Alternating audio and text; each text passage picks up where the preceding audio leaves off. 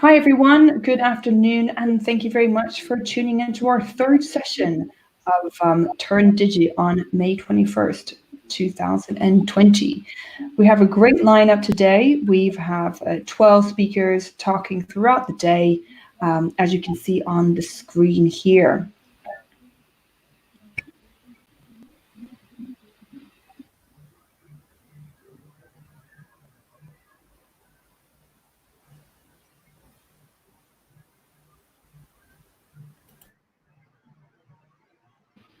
Sorry about that, just a few changes in the back end. So we've got a great lineup, as I said, and today in our afternoon sessions, we're all going to be talking about strengths, finding your strengths, introduction to the Remarkable workshop, and also how you can grow your brand power of influence. So at TurnDigi, I've set this up a couple of months ago. We had our last session at the end of April. It really is about helping to promote entrepreneurs, especially during this time, to support rising talent and really supporting gender equality. I'm SEO Joe Blogs. I'm growth marketer at Authoritas and also SEO consultant. And we've also been running some tea time SEO sessions, which is actually taking place every day at 4 p.m. Without any further ado, I would like to hand over to our first speaker for today, Kerstin Reichert, and she will share her slides, and then we'll have time for Q&A at the end. So please do drop your chats or your questions in the chat. I'll just add your screens now. So over to you, Kerstin. Thank you, Joe. Thank you so much for the introduction and for having me. I'm really excited to be here today. Giving you an introduction to the I Am Remarkable initiative, basically how to celebrate your achievements and feel empowered. So before we start, a little bit about me. I'm Kerstin. I currently work at Tide, not the washing powder, but the business banking fintech, where I look after organic acquisitions and mostly SEO and digital marketing. If you want to know more about me, you can find me online, email me, message me on Twitter or LinkedIn, or find me in the lovely Women in Tech SEO community. If you're not yet part of it, I highly recommend it. It's an amazing place for women to share their success, encourage each other, and learn from each other. So yeah, check it out. So if you know me, then you probably know that usually I speak about SEO topics or digital marketing. So today is a bit different. And I thought I'll speak about something that I'm quite passionate about, and that's very important to me and close to my heart, actually. So especially now, I feel it's been difficult. We sit at home, we, might have run into very unfortunate things like losing our job or, losing clients and things like that. And basically it can be very easy to become overwhelmed and forget about how amazing we are and forget about our achievements. So I think this is a great initiative to pick this up again and really celebrate where we've come. I don't remember exactly how I came across I'm Remarkable. I was probably just searching online somewhere and somehow ended up on this website. You can find it at imremarkable.withgoogle.com.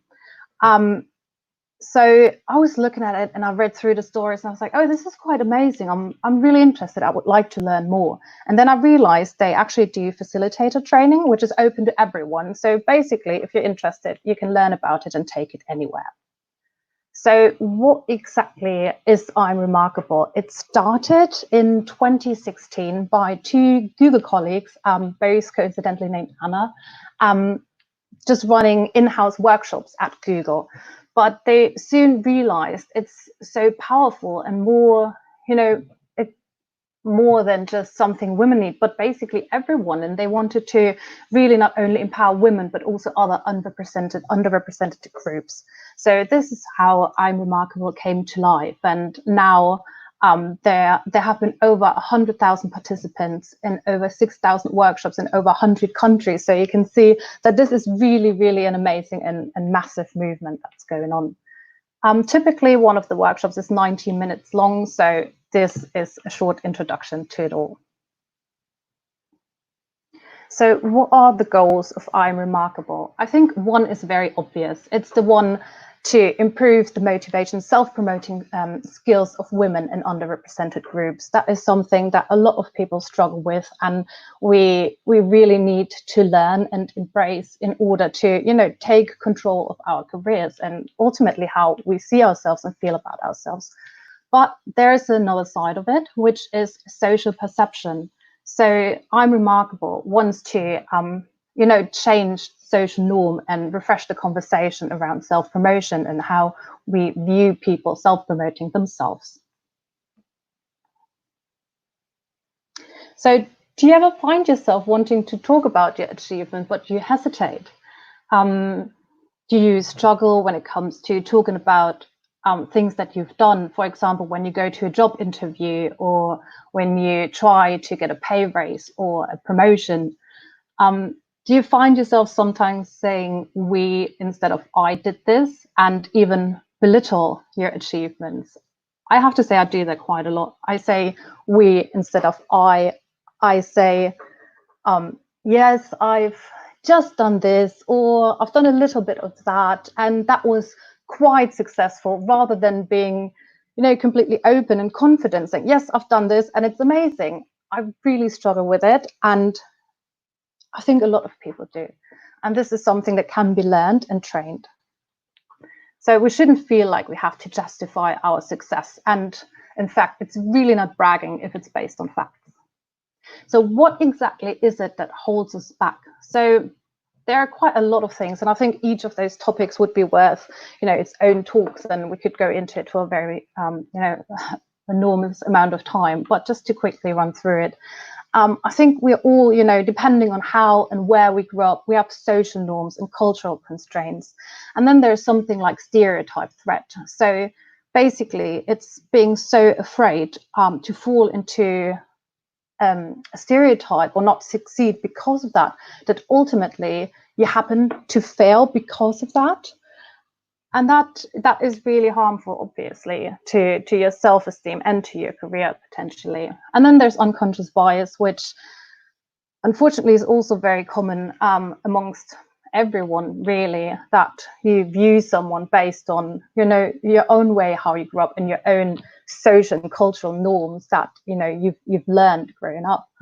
And another one that's, I think, quite of a challenge to overcome is imposter syndrome. A lot of you might be familiar with it, and I am myself, I have to say. It's when you feel maybe you're not good enough. You question yourself and you think, well, maybe I don't really fit in, or maybe I've become successful by accident. Maybe, you know, maybe people see something in me that I'm not really, and maybe they will find out soon, and you live with this constant fear about being found out, when actually you're just really great at what you do and you deserve to be where you are. But these are the things that, you know, hold us back on a daily basis, and we need to try to overcome them. And this is exactly what I'm Remarkable is about, to understand the constraints and challenges that we face, where they're coming from, and what we can do about it, and how we can be confident in our self-promotion nevertheless. And accomplishments, unfortunately, do not speak for themselves.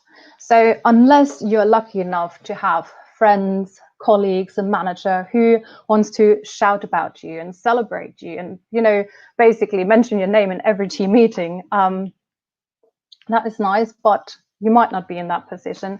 Then you need to speak up for yourself, because no one's going to do it for you, and your accomplishments can't do that on their own, obviously. And we are so busy, you know, you might not know what your colleagues are really good at and what they've accomplished unless they tell you about it. And it's the same with what you're doing. If you've achieved something great, bring it up and speak about it. There's really no shame in that. We just need to learn to overcome that fear, you know, and actually do it. So it is something that can be learned and can be trained, and it just takes repetition. And the more you do it, the more confident you will get at doing exactly that. And there is awareness around the importance of self-promotion. A lot of companies, they do strive for diversity. They know that they need a more diverse workforce. But unfortunately, again, if women and, you know, other underrepresented groups don't speak up and don't promote themselves, then it's very, very hard to even get to that point of diversity. So in order to not fall behind your peers, in order to have a thriving career, you need to learn how to promote yourself. So I wanted to do a quick exercise with you. Basically, learn how to say I'm remarkable. Say it out loud. So you should think of something in your professional area and personal as well. If you have a pen and paper, fine, you use that. Otherwise, you can just do it in your head. I'm going to give you an example. So I'm remarkable because I'm always there for my friends, and no matter how difficult the situation, I can always make them smile with my positive attitude. So that would be why I'm remarkable on a personal level. Then professionally, I could say I'm remarkable because of my career. I moved around 4 different countries and worked there without knowing anyone or anything, and I wasn't afraid. That's why I'm remarkable. And all of you have things like that, things you've accomplished and you can talk about and shout about. So I'm going to give you 1 minute just to see how that feels. We're going to have 1 minute in silence and just try to think of many things as possible, as many things as you can that make you remarkable. And please focus on your achievements and accomplishments and not just attributes, which would be nice. You could say, I am remarkable because I have amazing hair, but let's not do that. Think of something that you've done, that you have accomplished. All right, let's go. 1 minute.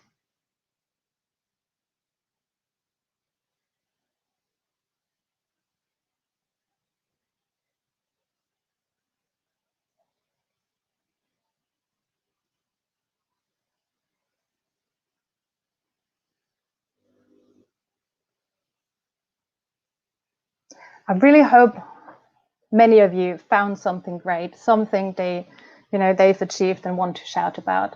And probably some of you, or most of you, realized how difficult this can be and thought, well, actually, this might not be good enough, or this is not remarkable enough, or not big enough.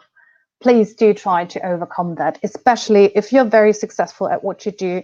You surround yourself with, people who are like you. So inevitably, it might be that you think it's smaller than what you've achieved. For example, if I move to different countries and now I'm in London and I meet people from all over the world, makes me think, oh, actually what I've done, it's normal, everyone's done it, but that shouldn't hold you back. It's still your achievement and you should embrace it.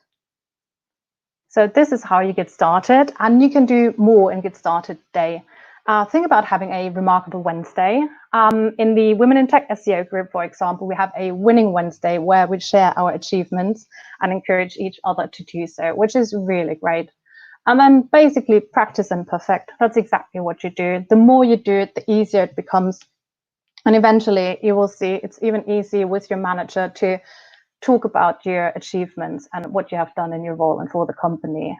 And one thing that really helps is if you track what you do. So keep a log of your accomplishments, and you can read them back to you, and you can always basically add to them and have them in mind. So when you're ever in the situation to, basically praise yourself and speak about your accomplishments, you know what to say, you have them all there, and you've basically practiced to talk about them. And then sign up for an I'm Remarkable workshop. I can highly recommend it. So this was just a very short intro, but yeah, take it further and get involved. And this is how you join the community, either through the website, following the hashtag I'm Remarkable, and you'll see there are loads of trainers offering workshops either on Twitter or Instagram or in the LinkedIn community. So you find something that you can join. And if you want to take it further, you can always become a facilitator and sign up on the Google website. That is it from me. Thank you so much. I wish you all the best and good luck with being remarkable.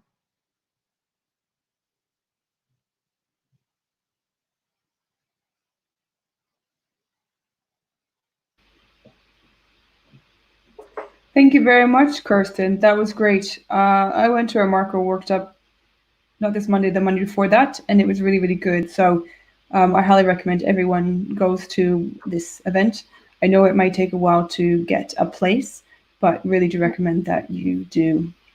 And thanks also for promoting the Women in Tech SEO group, which is run by Arij. She's in the audience today. Very well done, Arij, for putting this group together. It's it's fantastic, and they had their event on International Women's Day, March 6th in London.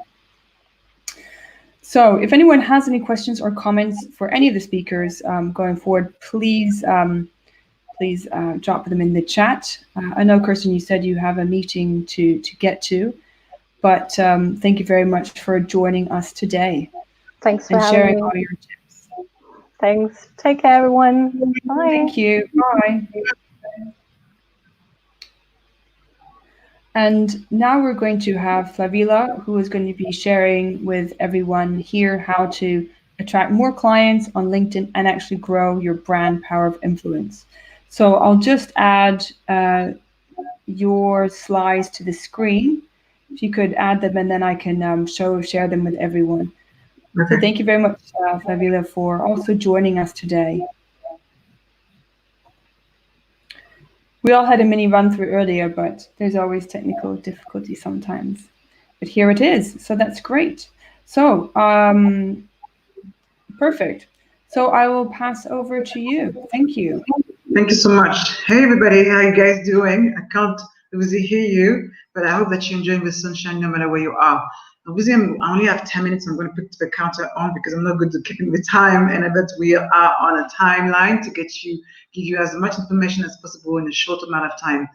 This webinar that I'm going to give you, this talk I'm going to give you is actually an hour long, but I've managed to short it into 10 minutes. So I'm going to give you really the essential of what it is about. So before we get started, I guess, I will introduce myself. My name is Flavilla Fongang, and there's only one, that's me. People know me as a brand strategist, but I'm also I'm the founder of 3 Colors Rule, a branding and marketing agency. So we do strategy, we do design, and we do experiential marketing. People know me as well as an international speaker. I speak on a number of stages, and I love that. It's a shame that I can't be in front of you. I'm a mentor. And I've also created the Black Women in Tech Network. You can check it out, it's available. And you don't have to be a Black woman to join, really. And yes, I'm also a podcast host, so you can hear my voice on Tech Brains Talk, which is available on iTunes and Spotify. But it's not really about me right now. It's about everything else that it's about. So also, just to get you started, I also have a free gift for you. So I was really sometimes things happen for a reason. Like we're in a lockdown, and try to figure out how we can adjust. And for me, I realized that a lot of people are going to need a brand strategist, but not everybody can afford to have a brand strategist. So I've created a lot of content, a lot of great information to teach you how to make decisions like a brand strategist. So check it out. So if you go freecolors.co.uk/Flavilla, not .com.co.uk, and you can get my free brand course. It is available right now, and it will always be free, but be quick so you can maximize the time you have in your lockdown. So let's get started. So I wanted to start. So again, I'm really going to the point. LinkedIn is a fantastic tool. And if you don't believe me, trust me, do now. And I'll tell you, I was looking the other day on what are the most popular apps downloaded right now. LinkedIn is one of them. Because people are bored, they don't know what to do, or they need to be available now, not 24/7, or they just are home. They want to do something. They want to stay connected with their colleagues and what so forth. So it's a great platform for that. So let me talk about positioning statement, because when you're trying to really get noticed or get the attention of either a client or an employer, your positioning statement is important. So let me give an example. So as I explained, I'm a brand strategist. So if people were looking for more brand strategists, there's some element they expect to hear or discover from me on my profile. So for example, I have 10 years experience in marketing. I have a business degree. I do actually have 2. I have an advanced degree. I have that as well. I have project management experience. I have strategy development, market research, and brand design. That's kind of like the standard expectation. So what I'm trying to tell you is like, understand what are the expectations, the standard expectation people expect for somebody in the same role as you. When you have those information properly explained in your profile, add something else that will really make you stand out. So I'm going to give you mine, for example. So neuromarketing is my expertise, so the psychology of consumer behavior. I'm a BC brand advisor, so I sit quite often on the bed so far. I have experience working in different industries. Obviously, I work worldwide. I speak French, as you can still hear from my accent. I'm a podcast host, I mentioned. I'm result-driven in my attitude. I'm an innovator. And by nature, I'm also a multi-entrepreneur. So I understand entrepreneurs as I am one myself. Okay, so if you look at my profile, it's very simple. I want to catch people's attention. Like, this girl is credible. So you start with your photo. So your photo obviously needs to be professional. I've seen people who have like cartoons and sometimes they have their logos. Like nobody wants to buy your brand. Someone will be connecting with you as an individual. So it's very important that you really showcase that. Then when you have that, your background photo really need to articulate your credibility or maybe your sector of focus. In my case, I've used a picture of me when I was giving a talk in Canada. But if, for example, you focus on the construction sector, I have a photo that really represents the construction sector, for example. Or if you focus on selling to the event industry, you have something that really showcases your environment. Because the more niche you are, the more you are focused, more you have a chance of being perceived as an expert rather than just a generalist. Remember, a surgeon gets paid more than a doctor. As I mentioned, your LinkedIn background, then your URL. If you haven't personalized a URL, so when you go linkedin.com/Flavilla Fongang, you find me. So if you haven't done that, make sure you do that, because when it comes to, if you never Google yourself, what comes up first is always LinkedIn. So make sure that this is the first thing people find when they look for you. Okay. So yes, again, I talked about ad benefit. Yes, when it comes to your title, my title is very much describe the different roles that I have, but some people have a title as a benefit. So I help people get in 19 days, I don't know, 2 clients or whatever. That's the kind of thing people use. If you want to add that in your title, you can. People can say like, oh, okay, that's what she does. So it's a great conversation starter. So your experience section is key. Study your list of positions. You don't have to put everything. Really keep only the information that are relevant to what you do. So if you work at McDonald's as your first job like me, then it's really not relevant right now. Even though some great transferable skills that you learn along the way, your educational background, what you study. If you want awards, brag it. Don't be afraid to brag. Be good at this. Yes. And again, if you are doing something which is very visual, make sure you add a lot of content. Don't be shy. I had somebody I was doing a review. Feel free to, if you have time, actually share a link to your profile. I don't know if you can do it. I don't know if you can do this, but I was doing that before when I was doing on the spot review of LinkedIn profile. I don't know if you can do. Maybe share. You never know. Maybe you to do it. If you don't, yes. So I was doing profile review, and somebody was a filmmaker, but didn't have any videos of his movies. What's the point? Or one was a photographer, had no videos of his. No photos or portfolio of his photos that they've done. It doesn't make sense, really. All right, the strategy. First, before you get started with LinkedIn, really decide what you want to achieve. What are the goals? It's anything. It's like jumping into your car and not knowing the destination. You need to have some clarity in terms of where you want to go. Are you trying to bring traffic to your website? Are you trying to increase brand awareness? Are you trying to just improve your corporate image and try to drive leads? I try to attract top talent, because based on all of that, you will not share the same type of content. So it's very important that you really decide, what do I want to achieve? For me, it's very clear. I'm trying to get clients on LinkedIn. So I'm very focusing on showcasing that I'm great at what I do, but I also have proof that my clients love me for the job that I've done with my team. When should you post? People say Tuesday, Wednesday, Thursday at 30 different times. And I might say, sometimes these times work, depending on your industry, but I will add to that Saturday and Sunday. I tell you why, because now people have the app on their phone, so they use their phone all the time. Again, when you think about posting, think about the time people are more likely to be on LinkedIn. So obviously when we were commuting, was 7 to 8 o'clock, when they're like, oh my gosh, when is the train coming? It's not arriving. 12 o'clock during lunchtime, when they're waiting to get to the deli. Or 5, 6 p.m. when they're making their way back home. Now it's a bit different, because now we're always sitting in front of our computers, so we're looking for any sort of distractions. So again, probably this doesn't work as well, but I say keep early mornings. I always find it very useful, or evenings. See which one works best for you. In terms of what to post, and that's something people get really wrong. Get inspired by competitors. So have a look at what your competitors are posting and which one gets most traction. Entertaining and useful content. I'm going to come back to content because that's super important. Images and videos are key, because we're a visual creature. We love visuals, and that's super effective. And select your keywords. Okay, again, something using hashtags. If you're not using hashtags in your content, please start doing it. I want you to come back to providing value, because that's super important. If you are not providing or sharing valuable information, then don't share it. Don't waste anybody's time. Don't waste your time. Yes? Content that triggers emotion is so important. I'm going to tell you the 4 types of content that you should only be sharing. Yes? And share your victories, big and small. But I'm going to explain in a minute. Okay? So only 4 content you should be sharing is 1, inspire, educate, motivate, or entertain. If you're not sharing content around those 4, you are wasting your time and everybody else's time. So really remember, you need to inspire, educate, motivate, or entertain. So apply the 80-20 Pareto rule. Very simple. If you are on using LinkedIn, like you're saying, hey, do you want to buy my stuff? That's not going to work. I'm telling you that already. You should spend your time educating like people who, you know, as a brand strategist, these kind of things that you can learn. Yes, so forth. So really remember to use that as well. I'm just taking the time.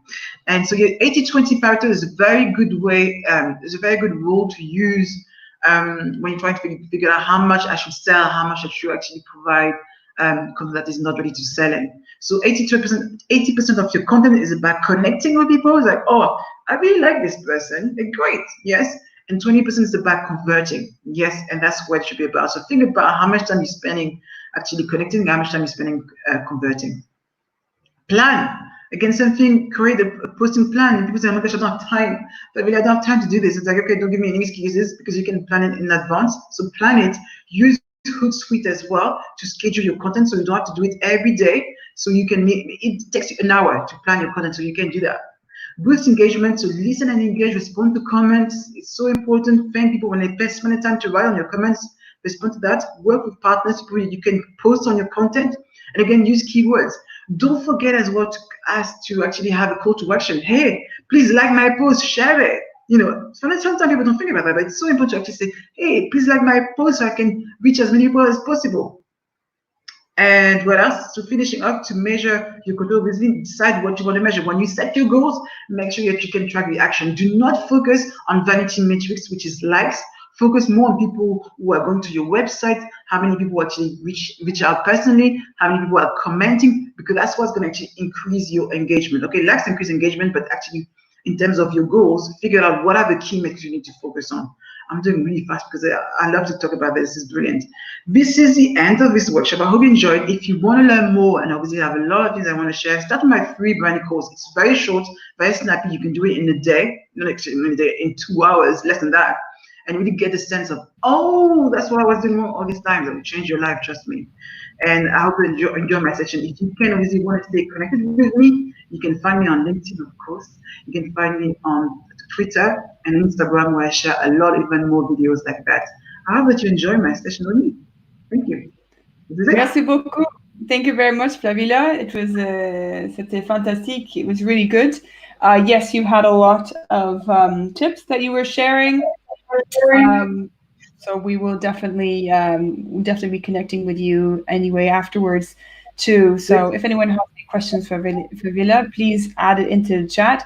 And also, she was also mentioning about, you know, sharing things. Say this, you know, if we're running an event, like my tweet, like my event. And the same if I say today, like, subscribe to the YouTube channel for TurnDigi, like the video if you enjoy it. You've all been sharing, which is great, and Reed shared it too in Women in Tech. So thank you very much. I think we don't have any questions right now, so we'll move over to Margo to talk about her session around, you know, amplify what is working, you know, focusing on your strengths over your weaknesses, which is very, very key. I think a lot of people talk about, oh, what you're not good at and what you should improve on, but they don't think about what you actually are good at. So I'll be staying in the chat here, Flavilla. I appreciate if you have to go, that's fine. Or if you'd like to stick around, that we would love to have you. I'll just pass over now to Margo. Thank you. Thank you so much for introduction. Really nice to be here. And yeah, so I'm Margo, currently SEO manager at Zuna, and recently a certified coach. So my certification says executive coaching, but I think it's all marketing, and actually all coaching is life coaching. So yeah, it's really interesting to see that. And in digital, we always, when we work with a new project or with a new website, we start focusing on the low-hanging fruits. And I think that this approach to life as well and to yourself is a very good one, because a lot of times, just like Joe mentioned, we would have these development areas and all the advice on like improving this and that. But what we're missing is actually these low-hanging fruits. So how do you recognize those? Because actually it's pretty hard. You might not even notice that these are low-hanging fruits, and because they're so natural to you and so normal to you, but you're so conditioned into fixing what's the problem, you know, fixing all the issues with yourself, so-called issues. So the best way to do this is always asking the right questions. So this is a quote that many people actually said, and I tried to trace it to the original source and I couldn't. But essentially, the quality of your life is determined by the quality of your questions. And when I was doing a search online, like there's so many different questions you can ask, but a lot of times you would find that they're a bit surface. So for years, I've been like asking myself lots of different questions, doing a lot of different personality tests as well, which also has lots of pitfalls. And I kind of narrowed several questions to start with. And one, and the most important one for me that I discovered is actually, who are you really?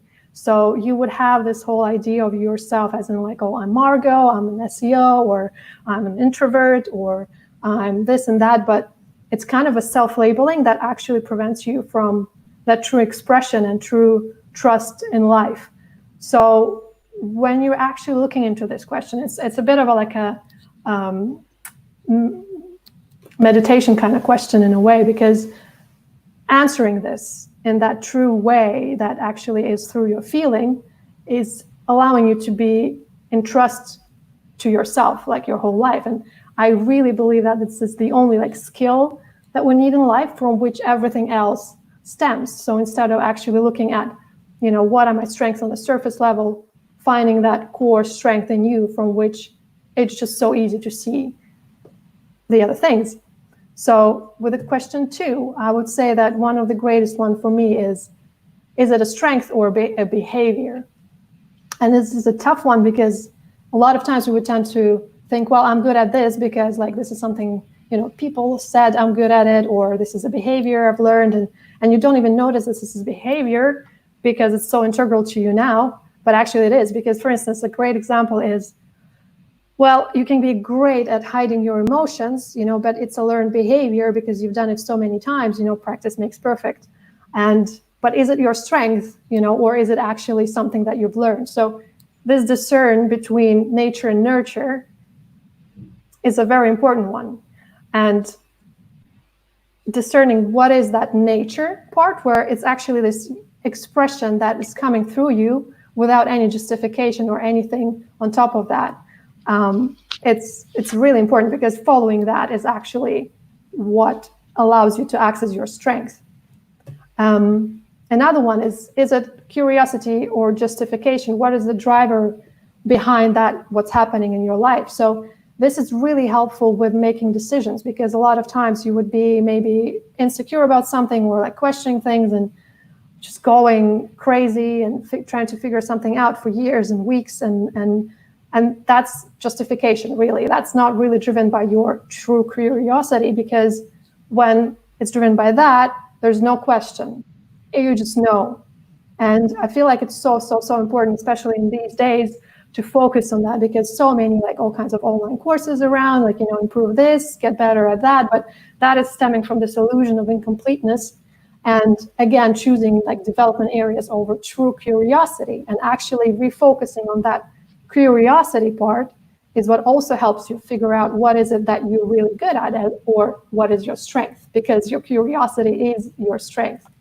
Then you will not need any motivation, because usually, you know, when you want to improve yourself, you need that motivation from the outside, because you want to do it because of something that's going to come later, or you want to improve this so that you can have that, and then you can have that. But that's a very, very, very like complicated way of actually accessing what you really want, which is happiness.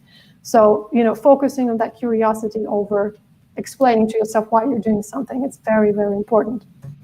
Another one that is very interesting that I've learned while I was learning how to skydive, and this is something that my skydiving teacher told me: if you're in doubt, and you're not in doubt. And that was to do with actually like jumping out of the plane, and actually if you have a malfunction with your parachute, you would need to evaluate it really quickly. You need to like look up and understand, is this a malfunction, or is this okay and I can fix it?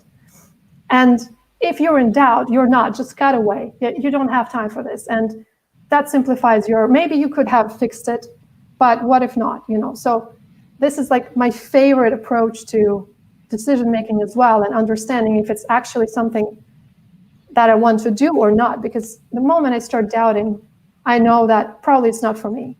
But here, there's a pitfall as well, because you can find that sometimes you'll have that anxiety of like, I don't want to do it, and that's a doubt. But also you will have that kind of fear, you're scared, but you're still excited, and it also feels like a doubt. But these two things have a very, very distinct difference, and you feel it, you know it when it's happening, you know, and just recognizing these things is very important. The pitfalls here are fear of the unknown, because like, why are you doubting it? Is it something that you're scared of in the future, or is it like a fear of missing out? Because that's the worst thing that can happen, like with fear of missing out, because then you just keep on doing things that you don't really want to do, but you're just doing them because everyone else is doing them. And you know, and that's why it's so important to start with the question one, because when you have that grounded self-awareness, you don't really have that fear of missing out anymore. And then you kind of have to deal with that discerning of anxious, don't want to do it, and scared but excited. So that's super important as well. With the number 5, which is, I think, also super, super important, is the time to let go.